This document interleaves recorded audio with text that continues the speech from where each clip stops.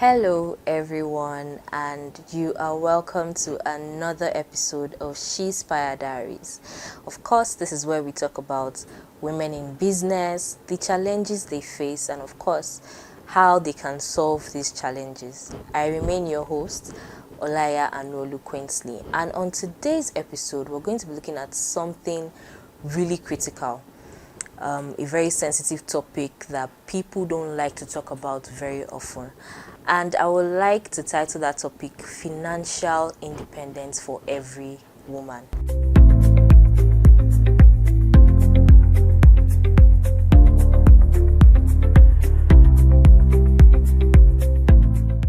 Yes, that is what we're going to be looking at today. So, of course, when we're talking about financial independence, what exactly do we mean? What exactly are we looking at? So in Africa, financial independence is not just about earning a salary or earning income or even owning your business. Financial independence is all about freedom. Freedom to make decisions about your life, your future without waiting for anybody's permission. So in a nutshell, what do we mean by financial independence? Financial independence is a state whereby an individual or a household has enough income, savings, and investment to fulfill their needs or to meet their needs, and to also fund their lifestyle without having to rely on other people. So if you're a person and you're able to fund your lifestyle, there is that word, fund your lifestyle, and you're able to meet up with all your needs without having to ask family or friends or anyone at all to help, assist you in doing that, it means you are financially independent. Now, financial independence is not something, like I said earlier, it's not something we talk about every day, especially when it comes to women. Most times when people talk about financial independence, they relate it to the men without putting into consideration, yes, women have to be financially independent. In fact, some cultures even fight against it. I don't know if you know what I mean. I'm going to take us back to a story. Recently, I think that was 3 days ago, I was on Instagram and I came across, there was this post. The guy was trying to tell his story. So he said he met this young lady. According to him, she came from a poor background and he picked her up. He liked her, obviously, picked her up and then saw her through school and they got married. Yeah, they got married. I think she had kids for him and then he saw her through school. She finished her university and then she was to go for her master's, and I think he paid for her master's education abroad. I don't know whether it was in the UK or the US. Now this woman, on the other hand, had another guy that she was seeing, and she came out to the open to tell him, you know what, this marriage is over, I am moving on with this person. And I think we should all imagine how that story would end. But there was something that caught my attention in that story. So in the comment section, there were a lot of comments there, but one comment, took my attention. And this person said, men, in as much as, yes, women who are looking for guys to settle down with, they always look at, hope the guy has enough money, because that's one factor they always put into consideration. Hope the man has enough money. Now the person said also the same thing should apply to men. When you're looking for a woman to settle down with, ensure that this woman is financially independent and she is not from a poor background. Now that comment, captured my attention, and guess who that comment was from? It was from a lady. A lady was the one who made that comment. So now you see that we're shifting from, this whole idea or ideology that, of course, men should be the one who has to be financially independent. And now it's expected that, yes, every woman has to have their own money. You have to be financially independent for you to even earn respect from other people around you. Okay, so for many African women, financial independence is a tool for liberation. As I said earlier, it's a tool for freedom, and it breaks the cycle of poverty and being dependent on someone. So it gives women the courage to walk away from unhealthy situations. It gives them the courage to dream bigger, to know that, yes, I can actually do this, and build that confidence in themselves. So we're going to be looking at the importance of financial independence. Of course, we have talked about what financial independence means, especially for a woman. Now, why is financial independence important? So first off, financial independence gives people, especially women, the power to make choices, right? The power is in your hands. You don't have to be restricted due to the fact that you don't have money. So take, for example, you want to go to school. I know the first question you ask, or when someone wants to go to school, the first question you ask is, do I have enough money to do that? You're already being restricted. Why? Because there are no finances, or you don't have enough money, you're not financially independent. So of course, when you're financially independent, you don't have to ask all these questions, because yes, the money is available, the money is there. So it gives you the power, without having to seek permission from anybody. So two, it ensures economic security and stability.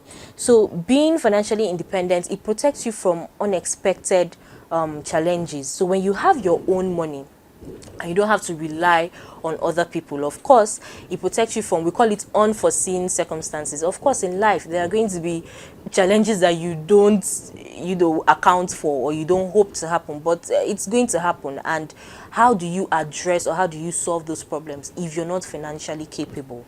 So it helps to ensure economic security and stability. So what else does it do? It boosts confidence and self-worth. Very, very important. As a woman, when you have your own money, trust me, it comes with a whole lot of self-confidence. Like, there's this aura you move around with, there's this self-worth or self-confidence that you carry. They call it packaging. I think we're all familiar with that word. So when you have your own money, when you're financially independent as a woman, of course you move around with that confidence and self-worth. It encourages long-term planning. So when you're financially independent, it encourages savings, investment. You can plan yourself. Okay, in the next 10 years, how much money will I have saved? How much money would I have invested? So it encourages long-term planning. It improves decision-making power. So of course it can help you make meaningful decisions. Like I said earlier, you want to go to school, you want further education, you want to start a business. When you have enough money, you can make those decisions better. It also promotes gender equality.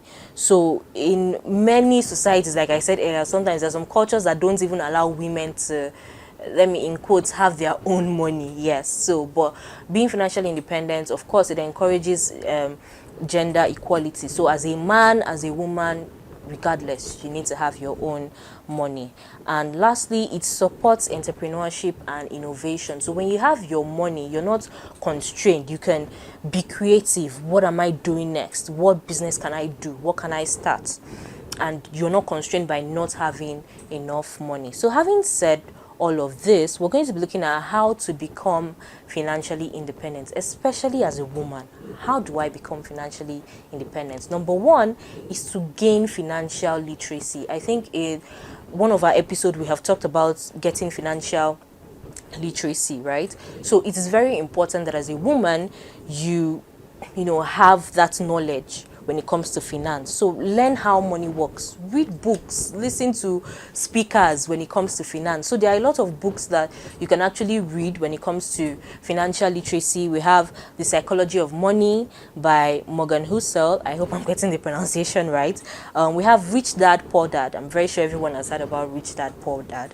And we also have The Simple Path to Wealth by J.L. Collins. So all of these and many more books are out there on financial education. So you can read that.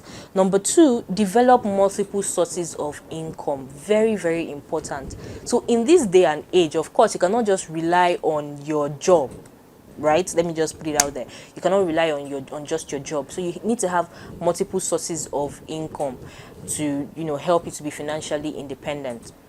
So get other maybe online tutoring businesses. You can be a virtual assistant. You can even be a content creator. I mean, yes, literally everybody is a content creator now. So you can have other multiple sources of income. Number three, create a savings and investment culture. So as someone who is aspiring to be financially independent, you have to cultivate this savings and investment culture. Discipline yourself to save. Very, very important. If you're in this day and age and you don't know how to save, that is very, very bad. And then you want to aspire to be financially independent, so you need to have a separate account, right, for your savings. You can discipline yourself, maybe from your salary or from whatever money is coming into your account every month. You can have a separate account where you don't even have access to. I always advise people, if you want to have a savings account, make sure it's an account where you don't even have a password to that account, or you don't have a pin, you don't have an ATM card. Very important. So by the time you want to maybe make a transfer from that account, you think about all the stress you have to go through to get the pin and then your ATM card. So make sure it's an account that you don't even have access to. So every month, you can, even if it's 10,000 naira from your salary, 10,000 naira from any money that is coming into, you can just throw it into that account and just remove your mind from it. So it's all about discipline yourself to save, budget and manage expenses. Of course, everyone has expenses, right? But you need to be able to create a budget. Make sure at the end of every month, or maybe at the beginning of every month, tell yourself, I am not going to exceed this budget. So no matter what comes your way, right, you're not going to exceed it. So it's all about discipline. Like I said earlier, train yourself, monitor your expenses, plan your budget, okay? And also build an emergency fund. So outside savings, you're going to also have an emergency fund. Now, what is this emergency fund for? It's for unforeseen circumstances that you don't account for, you don't know might happen, right? But you have the funds somewhere to actually address some of these issues that might come up. So you should also have an account where you just throw in money there for unforeseen circumstances. Also build credit and manage debt wisely. And of course, yes, you might want to take out loans, but when you're taking out loans, please make sure it is for something important, like maybe starting a business, something that you know will yield money for you in the long term. So don't take out loan maybe to eat or to to fund something that will just go to waste now. So make sure you're taking out loan for something that will benefit you in the long run. And the next part is very, very important. In fact, I think it's the base for all we are doing here. Start and grow a business. For you to be financially independent, you need to start your own business, have your own thing. Of course, like I said earlier, you cannot rely on monthly salary for a long time. You need to have a thing of your own. So think about what people might need in your. So how do you build a business to solve that problem? So as someone who is trying to be financially independent, start your own business. Build your own business. Be an entrepreneur. Also build a support network. Of course, you cannot do this on your own. There's a saying that goes, no man is an island. So yes, you need to have people around you, people who have also started businesses of their own and are making it, people who have their own money, people who are financially independent. So learn from them, build a network, have people like that around you. And of course, lastly, plan for the future. You have to, it's very important to plan. Very, very important. So for you to be financially independent, you need to be able to plan yourself. In the next 5 years, where do I see myself? In the next 10 years, where do I see myself? Okay, so I hope we have learned so much already from this episode. And please do not forget to share your views in the comment section. We would really appreciate it. And don't forget to like, share, and subscribe to our YouTube channel. Okay, thank you so much for watching with us, and I hope to see you on our very next episode. Thank you. Bye.